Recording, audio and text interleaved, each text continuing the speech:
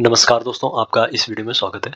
जैसा कि आप लोगों को पता है, हम लोग पिछली वीडियो में इकोनॉमी का टेस्ट सीरीज सॉल्व कर रहे थे, जो कि यूपी पीसीएस के लिए अत्यंत महत्वपूर्ण टेस्ट सीरीज है यह। और इस टेस्ट सीरीज से हम लोगों ने 50 क्वेश्चन सॉल्व किया था पिछली वीडियो में। और इस वीडियो में हम लोग 50 क्वेश्चन सॉल्व करेंगे इस टेस्ट सीरीज से। तो हम लोग टाइम को बिना वेस्ट किए आगे बढ़ते हैं। और इससे पहले आप लोगों से एक निवेदन है कि आप लोग चैनल को सब्सक्राइब करें, वीडियो को लाइक करें, शेयर करें और कमेंट करें। चलिए, टाइम को बिना वेस्ट किए हम लोग आगे बढ़ते हैं। पहला क्वेश्चन आपकी स्क्रीन पे है। इसमें कहा जा रहा है कि जब कीमतें 2 अथवा 3 अंकों की दर से बढ़ती हैं तो इसे कहा जाता है। ऑप्शन ए है रिनिंग इन्फ्लेशन, ऑप्शन बी है ट्रेंडिंग इन्फ्लेशन, ऑप्शन सी है ग्लोपिंग इन्फ्लेशन और ऑप्शन डी है क्रीपिंग इन्फ्लेशन। तो जब कीमतें 2 अथवा 3 अंकों की दर से बढ़ती हैं तो उसे ग्लोपिंग इन्फ्लेशन कहते हैं। तो इस प्रकार C is the right answer इसमें हो जाएगा। ओके, नेक्स्ट क्वेश्चन है, कोर मुद्रास्फीति किसका माप है? ऑप्शन ए है मुद्रास्फीति जिसमें अस्थायी मूल्य अस्थिरता शामिल नहीं है। ऑप्शन बी है मुद्रास्फीति जिसमें अस्थायी मूल्य अस्थिरता शामिल है। ऑप्शन सी है मुद्रास्फीति जिसमें केवल खाद्य पदार्थ शामिल है। ऑप्शन डी है उपयुक्त में से कोई नहीं। जो कोर मुद्रास्फीति को अंतर्निहित मुद्रास्फीति के रूप में भी जाना जाता है। यह एक मुद्रास्फीति मापता है जो अस्थायी मूल्य अस्थिरता को दूर करती है, जो कुछ वस्तुओं जैसे भोजन, ऊर्जा आदि में होती हैं। तो इस प्रकार विकल्प ए इज द राइट आंसर इसमें हो जाएगा। ओके, नेक्स्ट क्वेश्चन है, फिलिप वक्र किसके बीच संबंध को दर्शाता है? ऑप्शन ए कर दर और कर राजस्व, ऑप्शन बी है गरीबी और रोजगार, ऑप्शन सी है आय और गरीबी और ऑप्शन डी है मुद्रास्फीति और बेरोजगारी दर। जो फिलिप्स वक्र है वह मुद्रास्फीति की दर और बेरोजगारी दर के बीच संबंध को दर्शाता है। यह अल्प अवधि में बेरोजगारी और मुद्रास्फीति के बीच विपरीत संबंध को स्पष्ट करती है, किंतु दीर्घकालिक में नहीं। ओके, यह अल्पकालिक अवधि में बेरोजगारी और मुद्रास्फीति के विपरीत संबंध को स्पष्ट करती है। ओके, तो इस प्रकार D is the right answer इसमें हो जाएगा। नेक्स्ट क्वेश्चन है, औद्योगिक श्रमिकों के लिए उपभोक्ता मूल्य सूचकांक यानी सीपीआई के संकलन की शुरुआत किसके द्वारा की गई है? ऑप्शन ए भारतीय रिजर्व बैंक, ऑप्शन बी है श्रम ब्यूरो, ऑप्शन सी है राष्ट्रीय प्रतिदर्श सर्वेक्षण कार्यालय और ऑप्शन डी है केंद्रीय श्रृंखला सांख्यिकी संगठन, केंद्रीय सांख्यिकी संगठन, ऑप्शन डी है। उपभोक्ता मूल्य सूचकांक जो है वो उसका संकलन की शुरुआत श्रम और रोजगार मंत्रालय के तहत श्रम ब्यूरो द्वारा की गई है। इस प्रकार विकल्प B is the right answer हो जाएगा इसमें। ओके, और इसकी शुरुआत वर्ष 1946 में हुई थी। सीपीआई की शुरुआत जो हुई थी, उपभोक्ता मूल्य सूचकांक की शुरुआत जो हुई थी वो 1946 में हुई थी। ओके, इस प्रकार इसमें B is the right answer हो जाएगा। नेक्स्ट क्वेश्चन है, जब किसी एक अवस्था पढ़ के एक छोटे समूह की कीमत में निरंतर समयावधि में वृद्धि होती है जबकि अन्य वस्तुओं की कीमतों में ऐसी कोई वृद्धि नहीं होती, इस घटना को कहते हैं। ऑप्शन है मुद्रास्फीति जनित मंदी, ऑप्शन बी है संरचनात्मक मुद्रास्फीति, ऑप्शन सी है स्किपफ्लेशन, ऑप्शन सी है स्किपफ्लेशन और ऑप्शन डी है मुद्रास्फीति चक्र। जो स्किपफ्लेशन होती है वह ऐसी स्थिति जब किसी एक अवस्था पाड़ के छोटे समूह की कीमतों में निरंतर समयावधि में वृद्धि होती है जबकि अन्य वस्तुओं की कीमत में ऐसी कोई वृद्धि नहीं होती, तो उसे स्किपफ्लेशन कहते हैं। इस प्रकार C is the right answer इसमें हो जाएगा। ओके, नेक्स्ट क्वेश्चन है, भारतीय रिजर्व बैंक की स्थापना हुई थी। ऑप्शन है 1 अप्रैल 1934, ऑप्शन बी है 1 अप्रैल 1935, ऑप्शन सी है 1 जून 1934 और ऑप्शन डी है 1 जून 1935। भारतीय रिजर्व बैंक अधिनियम 1934 द्वारा भारतीय रिजर्व अधिनियम 1934 रिजर्व बैंक अधिनियम 1934 के प्रावधानों के तहत भारतीय रिजर्व बैंक की स्थापना 1 अप्रैल 1935 को 1 अप्रैल 1935 को हुई थी। ओके, तो इस प्रकार B is the right answer हो जाएगा। 1 अप्रैल 1935 को हुई थी भारतीय रिजर्व बैंक अधिनियम 1934 के तहत। ओके, तो B is the right answer इसमें हो जाएगा। नेक्स्ट क्वेश्चन है, वह स्थिति जिसमें मौद्रिक नीति विस्तारवादी होती है किंतु ब्याज दर में वृद्धि नहीं करती कहलाती है। ऑप्शन ए तरलता जाल, ऑप्शन बी है मात्रात्मक सहजता, ऑप्शन सी है ट्रेप ट्रैम्प, ऑप्शन डी है अस्फीति।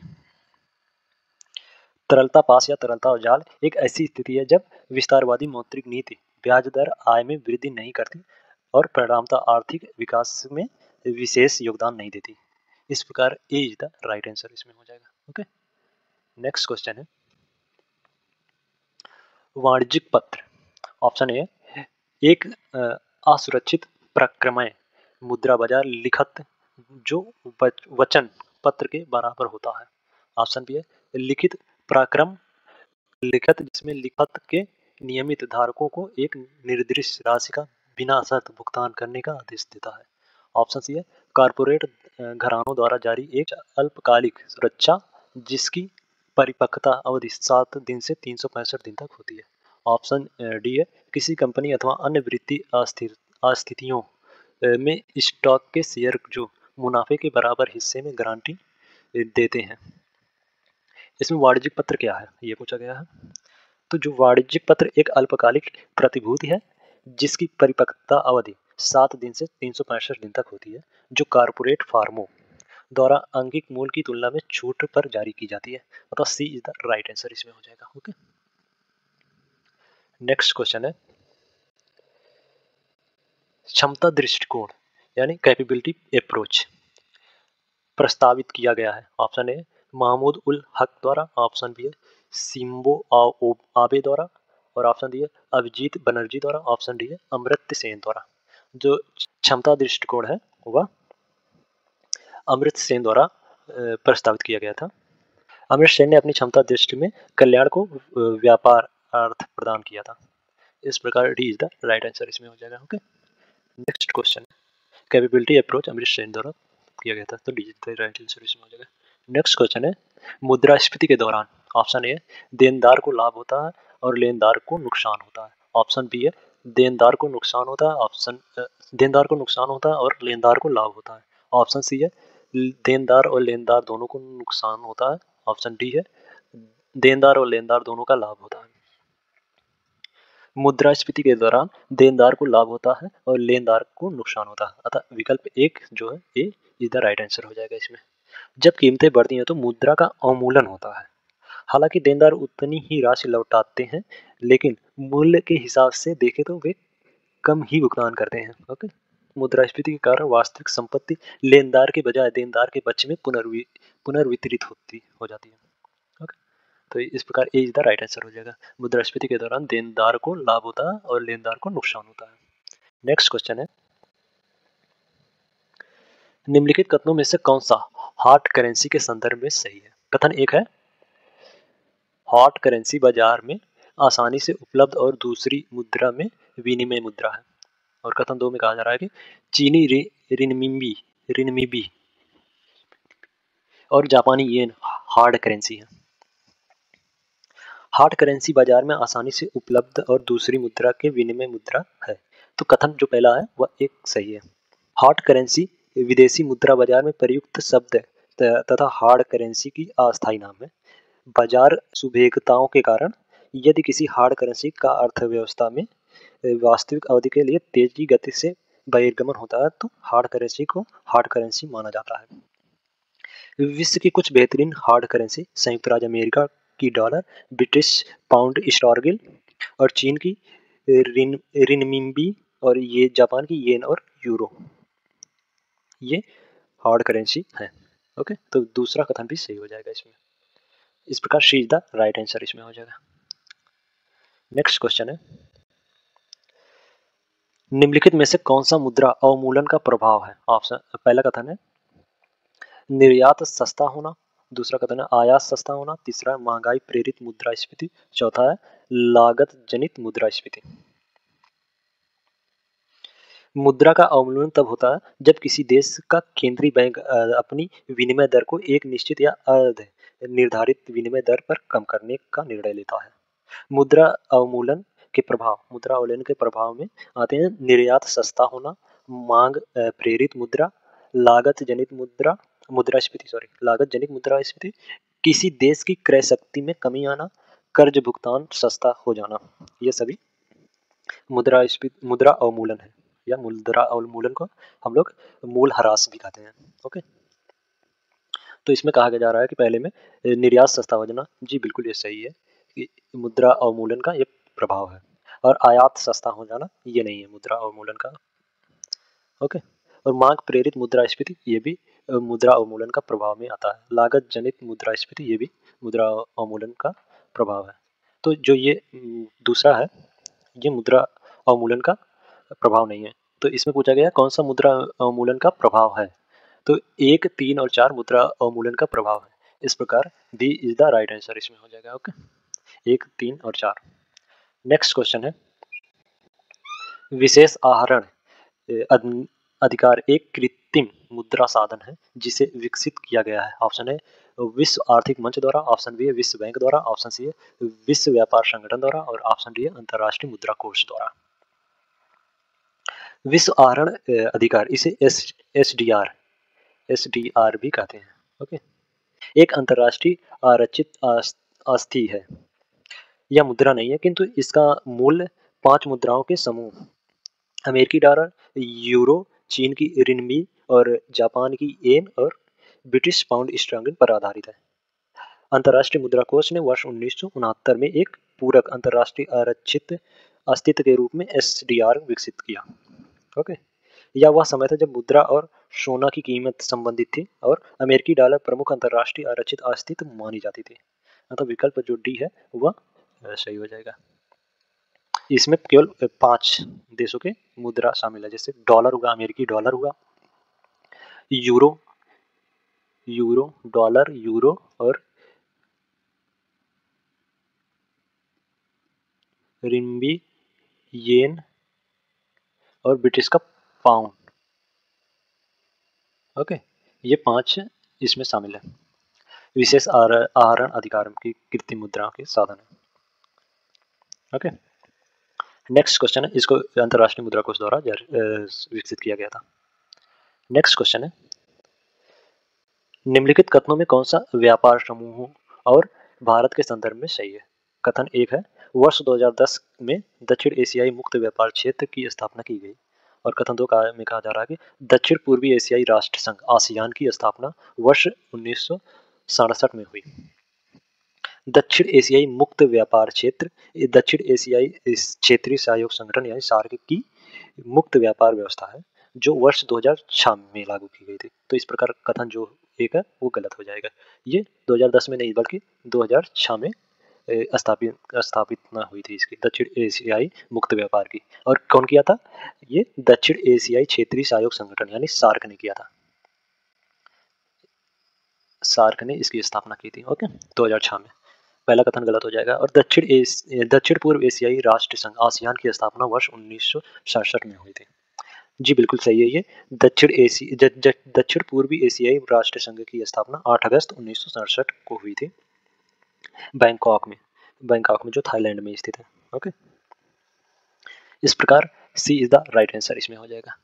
इसमें पूछा है कि कूट का प्रयोग सही उत्तर चुने, तो सी इज द राइट आंसर हो जाएगा। ये केवल 2। नेक्स्ट क्वेश्चन है निम्नलिखित में से कौन सी रिपोर्ट विश्व बैंक द्वारा जारी नहीं की जाती है। ऑप्शन है वैश्विक वृद्धि स्थायित्व रिपोर्ट, ऑप्शन बी है विश्व विकास रिपोर्ट, ऑप्शन डी है प्रेशर रिपोर्ट, ऑप्शन डी है व्यापार सुगमता रिपोर्ट।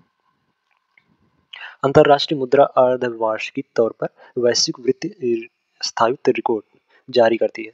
ओके, अंतर्राष्ट्रीय मुद्रा कोष अर्धवार्षिक तौर पर वैश्विक वृद्धि स्थायित्व रिपोर्ट जारी करती है जिसमें वैश्विक वृद्धि बाजारों और उभरते बाजारों के वित्तपोषण की स्थिरता का आकलन किया जाता है। अतः विकल्प जो 1 है वो सही हो जाएगा। ओके,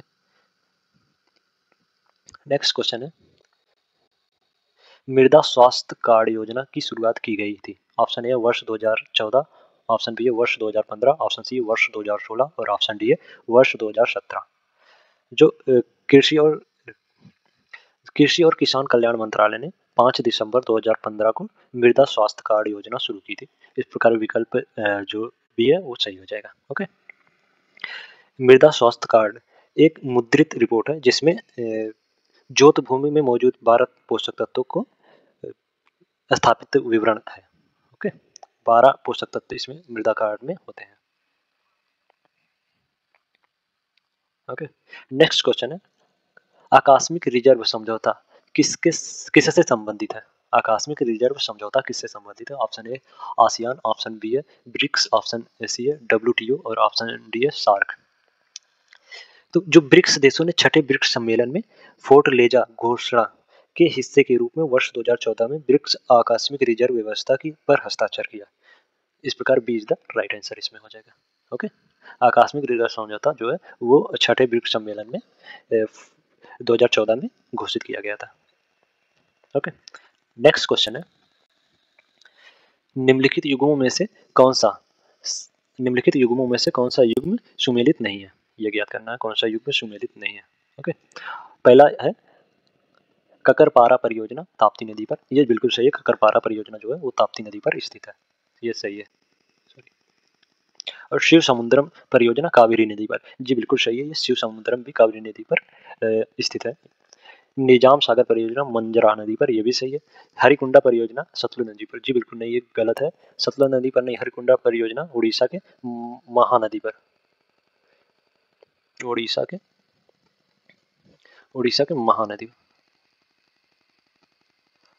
महानदी पर स्थित है। ओके,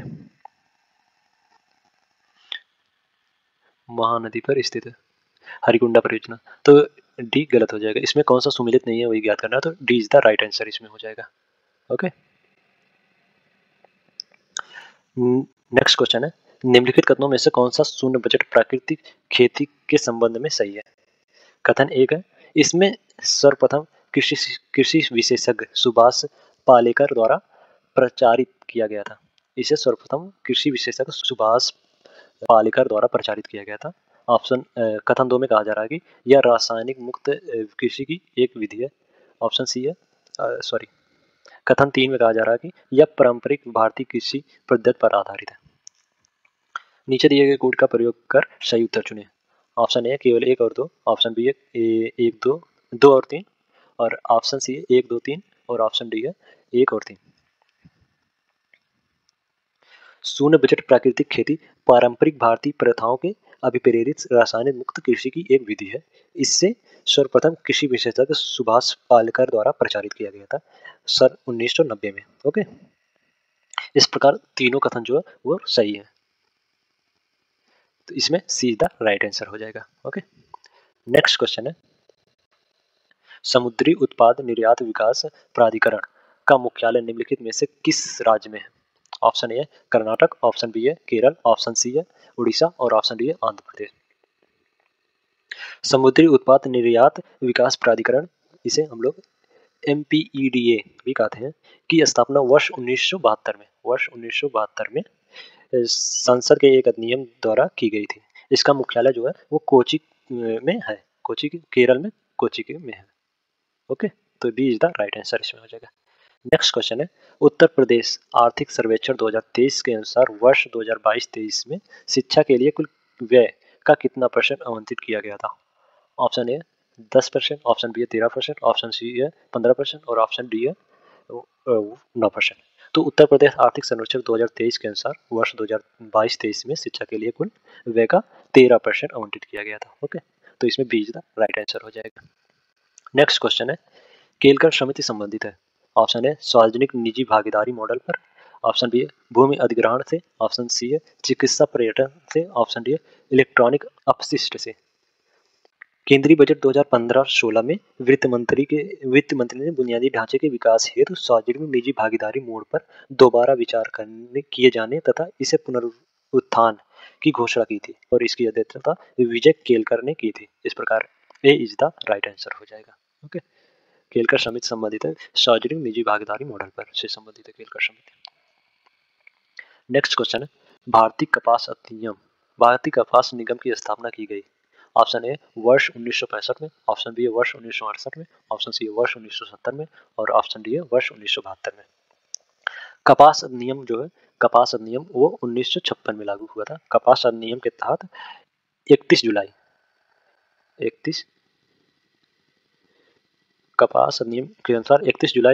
1970 में भारतीय कपास निगम की स्थापना वस्त्र मंत्रालय भारत सरकार के प्रशासनिक नियंत्रण में एक सार्वजनिक क्षेत्र के उपक्रम के रूप में की गई थी। तो इसमें सी इज द राइट आंसर हो जाएगा। ओके, नेक्स्ट क्वेश्चन है निम्नलिखित कथनों में से कौन सा स्वामी विवेकानंद युवा सशक्तिकरण योजना से संबंध में सही है? पहला कथन है, यह उत्तर प्रदेश सरकार की एक प्रमुख पहल है जिसका उद्देश्य राज्य के युवाओं को कौशल विकास और उद्यमता में अवसर प्रदान करना है।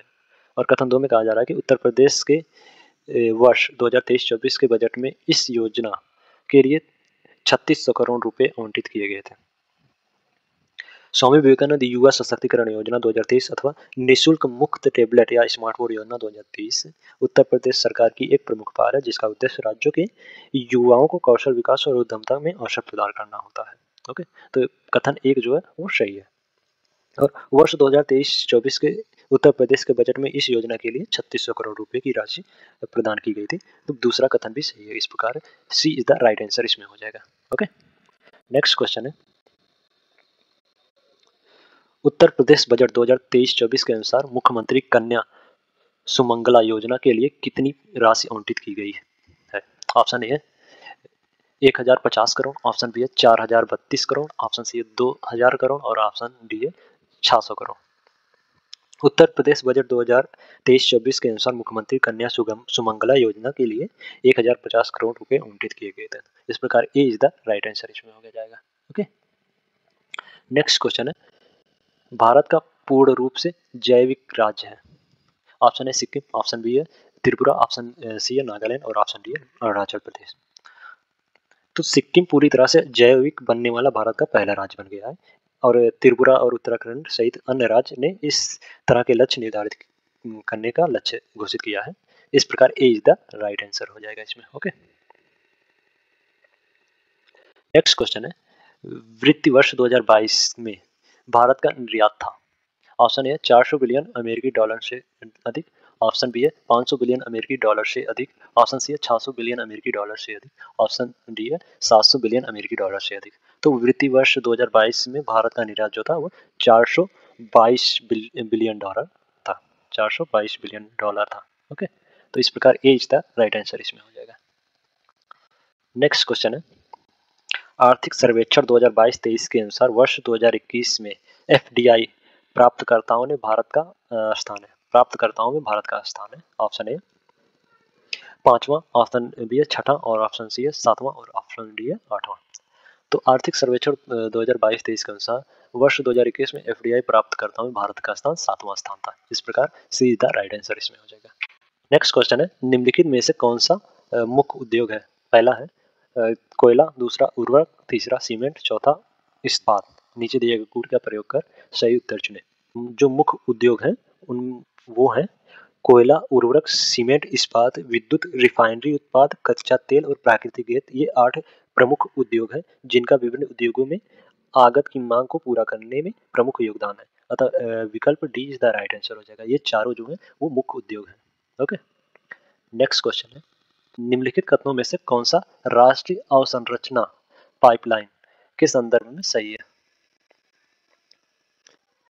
पहला कथन है, यह विकास को और अधिक समावेशी बनाने हेतु बुनियादी ढांचा परियोजना हेतु एक विकास मार्ग प्रशस्त करेगा।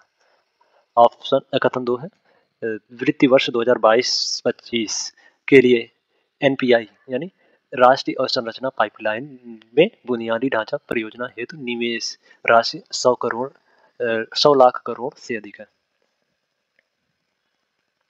भारत सरकार ने देश भर में उच्च गुणवत्ता वाला बुनियादी ढांचा प्रदान करने के लिए दूरदर्शी दृष्टिकोण के साथ और वित्त वर्ष 2020-25 के दौरान लगभग 111 करोड़ रुपए के अनुमानित बुनियादी ढांचे के निवेश के साथ राष्ट्रीय बुनियादी ढांचा पाइपलाइन की शुरुआत की है। अतः विकल्प जो कथन 2 है वो सही हो जाएगा। ओके, और एनआईपी बुनियादी ढांचा परियोजना हेतु एक विकास मार्ग प्रशस्त करने हेतु रोजगार के सृजन में मदद करेगा, जीवन में सरल बनाएगा तथा सभी के लिए बुनियादी ढांचे तक समान पहुंच प्रदान करते विकास को अधिक समावेशित बनाने में मदद करेगा। तथा कथन जो 1 है वो भी सही हो जाएगा। ओके, तो इस प्रकार C is the right answer इसमें हो जाएगा। नेक्स्ट क्वेश्चन है, वित्तीय वर्ष 2023 में केंद्र सरकार के पूंजीगत व्यय कैपेक्स में कितने % की वृद्धि हुई है? 2023 में केंद्र सरकार के पूंजीगत व्यय में कितने प्रतिशत की वृद्धि हुई है? ऑप्शन ए 63.4%, ऑप्शन बी है 61.7%, ऑप्शन सी है 51.7% और ऑप्शन डी है 53.4%। केंद्र सरकार के पूंजीगत व्यय कैपेक्स जिसे वित्तीय वर्ष 2023 में पहले 8 महीनों में 63.4% की वृद्धि दर्ज की गई। इस प्रकार ए इज द राइट आंसर इसमें हो जाएगा। ओके, नेक्स्ट क्वेश्चन है, निम्नलिखित में से किन योजनाओं ने हालिया वर्षों में कनेक्टिविटी के सुधार के में योगदान दिया है? ऑप्शन है भारतमाला, ऑप्शन बी है सागरमाला, ऑप्शन सी है उड़ान और ऑप्शन डी है उपयुक्त सभी। जो सड़क कनेक्टिविटी है वो भारतमाला और पतन बुनियादी ढांचा सागरमाला, विद्युतीकरण, रेलवे उन्नयन और नवीन हवाई अड्डों या हवाई मार्गों उड़ान के संचालन के लिए समर्पित कार्यक्रमों ने पिछले कुछ वर्षों में भौतिक बुनियादी ढांचे में काफी सुधार किया है। इस प्रकार सी वो डी जो है वो इज द राइट आंसर हो जाएगा। ये तीनों जो है वो हालिया वर्षों में कनेक्टिविटी में सुधार में योगदान दिए हैं। ओके, तो D is the right answer हो जाएगा इसमें। नेक्स्ट क्वेश्चन है, नीचे दो कथन दिए गए हैं, एक को अभिकथन ए और दूसरे को कारण आर कहा गया। अभिकथन ए सॉरी, भारत सरकार को लागत प्रभावी उत्पादन केंद्र बनाने के लिए बुनियादी ढांचे का विकास कर रही है। कारण में कहा जा रहा है कि रसद नीति 2022 का उद्देश्य लागत में कटौती करना, प्रतिस्पर्धात्मकता में वृद्धि करना तथा आर्थिक विकास को प्रोत्साहन करना है। सरकार भारत को लागत प्रभावी उत्पादन केंद्र बनाने के लिए सक्षम बुनियादी ढांचे के विकास की दिशा में कार्य कर रही है। रसद की लागत को कम करने एवं इसे अन्य विकसित देशों के समक्ष बनाने के लिए एक व्यापक रसद परिस्थिति तंत्र के निर्माण हेतु राष्ट्रीय रसद नीति 2022 शुरू की गई है। अतः विकल्प जो डी है वो राइट आंसर हो जाएगा। ओके, कथन और कारण दोनों सही है और कारण जो है वो कथन की व्याख्या भी कर रही है, तो D is the right answer इसमें हो जाएगा। ओके, नेक्स्ट क्वेश्चन है, भारत सरकार ने वर्ष 2023-24 में राजकोषीय चुनौती का समाधान किस प्रकार किया? ऑप्शन ए ईंधन और आयातित उत्पादों पर कर में वृद्धि किया, ऑप्शन बी खाद्य और उर्वरक सब्सिडी में कमी की, ऑप्शन सी है ईंधन कर में वृद्धि आयात कर में कमी और ऑप्शन डी है खाद्य और उर्वरक सब्सिडी में वृद्धि ईंधन तथा आयात पर कर में कटौती की। वित्त वर्ष 2023-24 के दौरान राजकोषीय चुनौती को हल करने के लिए भारत सरकार की आर्थिक नीति में ईंधन और विशिष्ट आयातित वस्तुओं पर लगाए जाने वाले कर को कम करने तथा भोजन एवं उर्वरक के लिए सब्सिडी बढ़ाने के बीच संतुलन कार्य शामिल है। इस प्रकार जो ऑप्शन डी है वो इज द राइट आंसर हो जाएगा। ओके, नेक्स्ट क्वेश्चन है, बैंकिंग क्षेत्र और पूंजी बाजार की बढ़ती पहुंच कहाँ परिलक्षणीय होती है?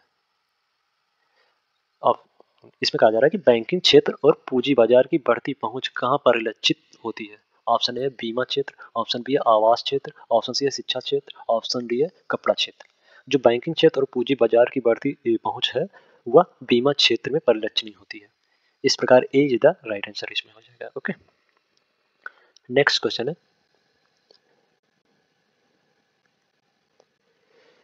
उत्तर प्रदेश बजट 2023-24 के बारे में निम्नलिखित में से कौन सा युग्म सुमेलित नहीं है? कुल क्षेत्र व्यय का आवंटन प्रतिशत दिया गया है, सुमेलित नहीं है इसमें उत्तर प्रदेश 2023-24 के बजट में। ओके, ऊर्जा जो है ऊर्जा कहा जा रहा है कि कुल व्यय का 6.7% है। जी बिल्कुल सही है, ये ऊर्जा जो है वो 6.7% आवंटित किया गया है ऊर्जा को। स्वास्थ्य क्षेत्र को 7.3% आवंटित किया गया है, ये भी सही है। ओके, और कृषि क्षेत्र को जो आवंटित किया गया वो 2.9%, कुल व्यय का 2.9% आवंटित किया गया है, ये भी सही है। और ग्रामीण विकास को 10%, जी नहीं, ग्रामीण विकास को उत्तर प्रदेश ने अपने व्यय का 5% ग्रामीण विकास पर आवंटित करने मतलब किया गया है, 5% ना कि 10%। ओके, तो जो डी है वो गलत हो जाएगा। इसमें कौन सा सुमेलित नहीं है, तो D is the right answer इसमें हो जाएगा। ओके, नेक्स्ट क्वेश्चन है, उत्तर प्रदेश बजट 2023 में निम्नलिखित में से कौन सा कर राजस्व का सबसे बड़ा स्रोत होने का अनुमान लगाया गया है? ऑप्शन है राज्य उत्पादक शुल्क, ऑप्शन बी है राज्य जीएसटी, ऑप्शन सी है वाहनों पर कर, ऑप्शन डी है बिक्री कर। ओके। उत्तर प्रदेश बजट 2023-24 में राज्य जीएसटी को स्वयं के कर राजस्व का सबसे बड़ा स्रोत होने का अनुमान लगाया गया। तो इस प्रकार भी इज द राइट आंसर इसमें हो जाएगा। ओके। नेक्स्ट क्वेश्चन है, निम्नलिखित में से किसने उत्तर प्रदेश बजट 2023-24 प्रस्तुत किया? Option A Yogi Adityanath, option B है ब्रजेश पाठक, ऑप्शन सी है सुरेश कुमार खन्ना और ऑप्शन डी है केशव प्रसाद मौर्य।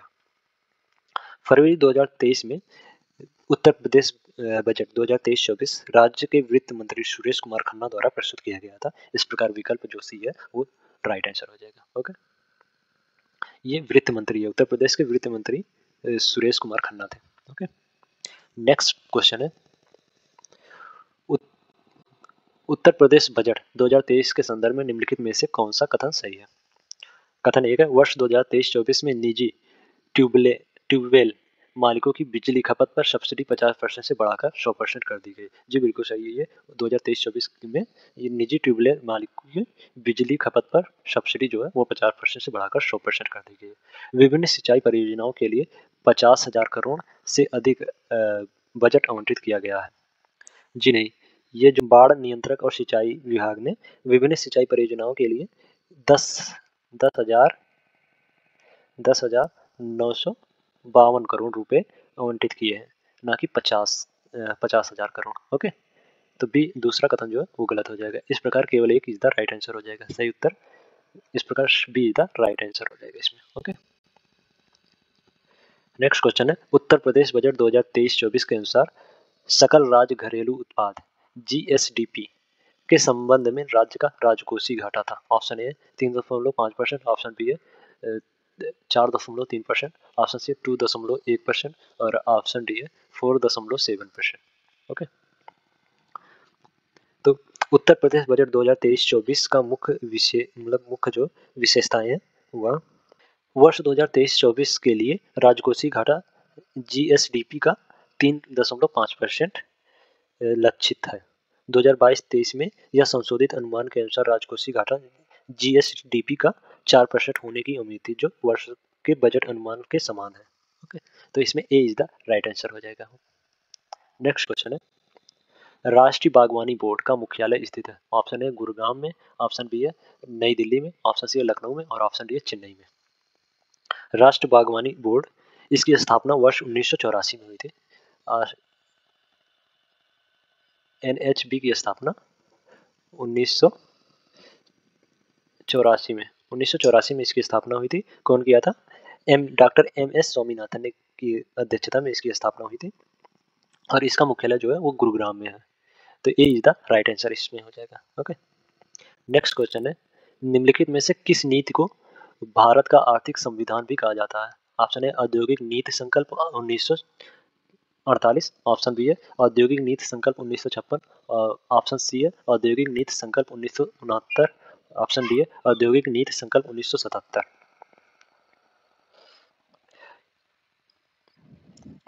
औद्योगिक नीति संकल्प 1956 को भारत का आर्थिक संविधान भी कहा जाता है। ओके, तो B is the right answer इसमें हो जाएगा। नेक्स्ट क्वेश्चन है, निम्नलिखित में से कौन सा कारक गुजरात के औद्योगिक क्षेत्र के रूप में विकास के लिए जिम्मेदार नहीं है? गुजरात के औद्योगिक क्षेत्र के विकास के लिए कौन सा कारक जिम्मेदार नहीं है, यह ज्ञात करना है। ऑप्शन ए है वर्ष 1860 के दशक में सूती कपड़ा उद्योग का स्थानिकता, ऑप्शन बी है कांडला में तेल क्षेत्र की खोज और बंदरगाह का विकास, ऑप्शन सी है पायकारा जल विद्युत संयंत्र में बिजली की आपूर्ति, ऑप्शन डी है कोयले में पेट्रोलियम रिफाइनरी ने कई पेट्रोकेमिकल उद्योगों के लिए कच्चे माल उपलब्ध कराए। ये उपलब्ध कराए हो जाएगा।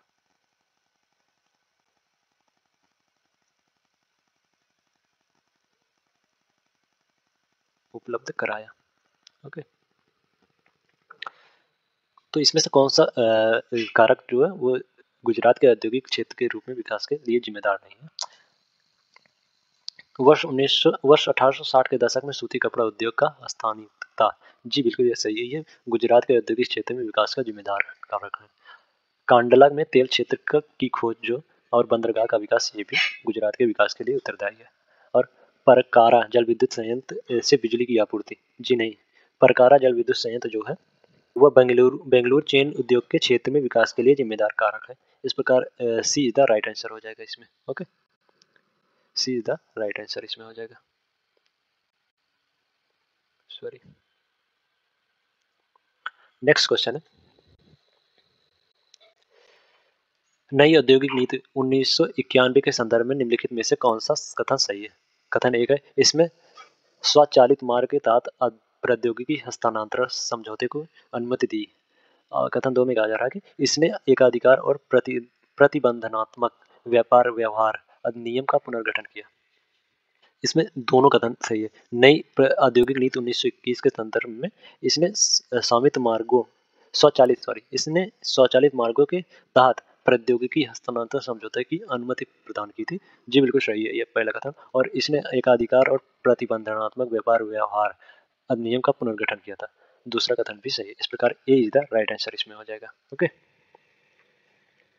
ए इज द राइट आंसर हो जाएगा इसमें। नेक्स्ट क्वेश्चन है, चीनी उद्योग के उत्तर भारत से प्रायद्वीपीय भारत में स्थानांतरित होने का निम्नलिखित में से कौन सा कारण सही है? ऑप्शन ए, गन्ने की फसल दक्षिण भारत के उष्णकटिबंधीय जलवायु में तीव्र रूप से बढ़ती है। ऑप्शन बी है, दक्षिण भारत में पेराई का मौसम उत्तर भारत की तुलना में छोटा होता है। ऑप्शन सी है, दक्षिण भारत में अधिकांश मिलों में आधुनिक मशीनरी है। ऑप्शन डी है, दक्षिण भारत में उगाए जाने वाले गन्ने की उष्णकटिबंधीय किस्म में सुक्रोज की मात्रा अधिक होती है। इसमें पूछा गया है कि चीन उद्योग का उत्तर भारत से दक्षिण भारत में स्थानांतरित होने का निम्नलिखित में से कौन सा कारण नहीं है? कौन सा कारण नहीं है ये पूछा गया है। ओके, तो जो चीनी उद्योग है उसके स्थानांतरित होने के कारण जो है वो प्रायद्वीपीय भारत में प्रति हेक्टेयर गन्ने का उत्पादन अधिक होता है, क्योंकि गन्ने की फसल दक्षिण भारत की उष्णकटिबंधीय जलवायु में तीव्र रूप से बढ़ती है। दक्षिण भारत में उगाए जाने वाले गन्ने की उष्णकटिबंधीय किस्म में सुक्रोज की मात्रा अधिक होती है, ये भी दक्षिण भारत के होती है। ओके, ये भी कारण एक है। दक्षिण भारत में पेराई का मौसम जो है वो उत्तर भारत की तुलना में अधिक लंबा होता है। ओके, दक्षिण भारत में जो पेराई का मौसम है वो उत्तर भारत की तुलना में अधिक लंबा होता है, ना कि छोटा होता है। तो B is the right answer. B दूसरा गलत हो जाएगा। तो इसमें कौन सा कारण नहीं पूछा गया है, तो ये B is the right answer हो जाएगा। ओके, नेक्स्ट क्वेश्चन है, सूची 1 को सूची 2 से सुमेलित कीजिए और नीचे दिए गए कूट का प्रयोग कर सही उत्तर चुनें। सूची 1 में है कृषि क्रांति और सूची 2 में संबंधी। गोल्डन फाइबर क्रांति जो है वो रूस जूट उत्पादन को गोल्डन फाइबर क्रांति के नाम से जाना जाता है। भूरी क्रांति में उर्वरक को भूरी क्रांति के नाम से जाना जाता है। गोल क्रांति ये आलू से संबंधित है। गोल क्रांति जो है वो आलू से संबंधित है। ओके, रजत क्रांति ये अंडा से संबंधित रजत क्रांति है। तो इस प्रकार ए का 4 हो जाएगा, बी का 2 और सी का गोल क्रांति आलू 1 और रजत क्रांति अंडा 3। 4 2 4 2 1 3 4 2 1 3 किसी में 4 2 1 3।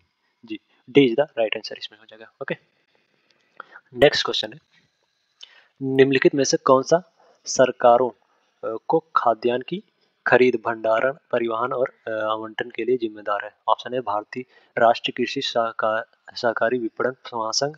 ऑप्शन बी है भारतीय खाद्य सुरक्षा और मानक प्राधिकरण। ऑप्शन सी है भारतीय खाद्य निगम।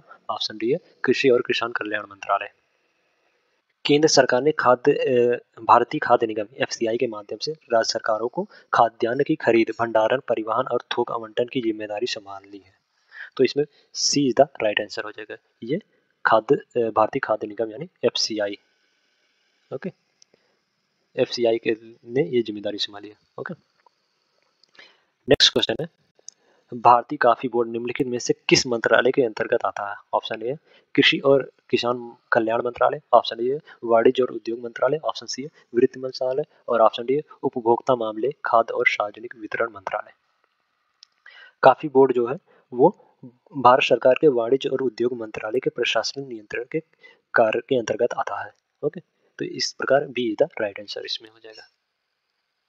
नेक्स्ट क्वेश्चन है, जो बुनियादी ढांचा है किसी देश के आर्थिक विकास को कैसे प्रभावित करता है? ऑप्शन ए या अन्य क्षेत्रों की तुलना में सबसे अधिक रोजगार प्रदान करता है। ऑप्शन बी है या उत्पादन और जीवन की गुणवत्ता के कारकों को बढ़ाता है। ऑप्शन सी है या अधिकतम एफडीआई प्रदान करता है? ऑप्शन डी है उपयुक्त सभी। बुनियादी ढांचा जो है वो किसी देश के आर्थिक विकास को कैसे प्रभावित करता है, ये बताना है। तो बुनियादी ढांचा जो है वो उत्पादन के कारकों को उत्पादकता में वृद्धि और लोगों के जीवन की गुणवत्ता में सुधार करके किसी देश के आर्थिक विकास में योगदान देता है। अपर्याप्त बुनियादी ढांचा का स्वास्थ्य पर कई प्रतिकूल प्रभाव पड़ सकते हैं। इस प्रकार B is the right answer हो जाएगा इसमें। ओके, यह उत्पादन और जीवन की गुणवत्ता को कारक को बढ़ाता है। नेक्स्ट क्वेश्चन है स्वास्थ्य स्वास्थ्य स्वास्थ्य सेवाओं के संदर्भ में निम्नलिखित में से कौन सा कथन सही है? पहला है देश की आज़ादी के बाद से स्वास्थ्य देखभाल की वास्तविक पहुंच में उल्लेखनीय वृद्धि हुई है। और दूसरे कथन में कहा जा रहा है कि वर्ष 1951 से 2013 के दौरान सरकारी अस्पताल तथा औषधालयों की संख्या 9,300 से बढ़कर 44,000 हो गई है तथा साथ ही अस्पताल में बिस्तर की संख्या 1.2% से बढ़कर 6.3 लाख हो गई है। ओके, नीचे दिए गए कोड का प्रयोग कर सही उत्तर चुनें। ऑप्शन ए केवल एक, ऑप्शन बी एक और दो दोनों, ऑप्शन सी केवल दो, ऑप्शन डी है ना तो एक और ना ही दो। आज़ादी के बाद स्वास्थ्य सेवाओं की वास्तविक पहुंच में उल्लेखनीय वृद्धि हुई है। वर्ष 1991 से 2013 के बीच सरकारी अस्पतालों और औषधालयों की संख्या 9,300 से बढ़कर 44,000 हो गई है। ओके, और यह साथ ही अस्पताल में बिस्तरों की संख्या 1.2% से 1.2 लाख से बढ़कर 6.3 लाख हो गई है। तो कथन जो भी है वो सही है। और स्वास्थ्य बुनियादी ढांचे के विस्तार के परिणाम स्वरूप चेचक का उन्मूलन के साथ पोलियो एवं कुष्ठ रोगों का भी उन्मूलन हो गया है। इस प्रकार जो कथन एक है वो भी सही हो जाएगा। ओके, एक और दो दोनों सही है। इस प्रकार B is the right answer इसमें हो जाएगा। ओके, आज के लिए इतना ही और नेक्स्ट वीडियो में हम लोग इस 50 क्वेश्चन इस टेस्ट सीरीज से और लेके आएंगे। अगर वीडियो अच्छी लगी हो तो वीडियो को लाइक करें, चैनल को सब्सक्राइब करें। Thank you so much.